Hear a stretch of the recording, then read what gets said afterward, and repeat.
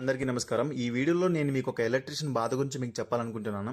ఇక్కడ మీరు చూస్తున్న ఈ ప్యానెల్ బోర్డ్ మనం ఫిక్స్ చేసింది కాదు. యాక్చువల్లీ వీళ్ళ ఇంట్లో కరెంట్ పోతే నైట్ 12, 1 గంటకు కూడా మనం వేరే ఊర్లో వర్క్ చేస్తున్నప్పుడు 20, 30 కిలోమీటర్లు దాటి వచ్చి వీళ్ళ ఇంట్లో సర్వీస్ చేసిన రోజులు చాలా ఉన్నాయి. డబ్బులు తీసుకోకుండా సర్వీస్ చేసిన రోజులు కూడా చాలా ఉన్నాయి.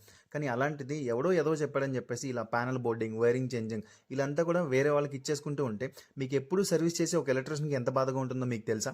యాక్చువల్లీ ఇక్కడ జనాలు కస్టమర్స్ చేసే మోసాలు తట్టుకోలేక చాలా మంది వర్కర్స్ ఎలక్ట్రీషియన్స్ అని కాదు వేరే ఫీల్డ్లో కూడా వర్క్ వచ్చినా కానీ ఈరోజు డెలివరీ బాయ్లు గాను లేదా బయట కార్ డ్రైవర్లు గాను మిగిలిపోతున్నారు. ఇదంతా ఎందుకంటే కస్టమర్ చేసే మోసాన్ని తట్టుకోలేక.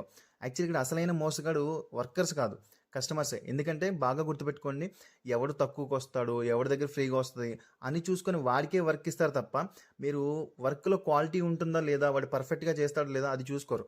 ఎప్పుడు కూడా మీరు బేసిక్ సెన్స్ ఆలోచించండి. అక్కడ కనీసం వాడికి కూలి పని కూడా రాకుండా మీకు తక్కువ రేటుకి చేస్తున్నారంటే అక్కడ వర్క్లో క్వాలిటీ ఎక్కడ ఉంటుంది?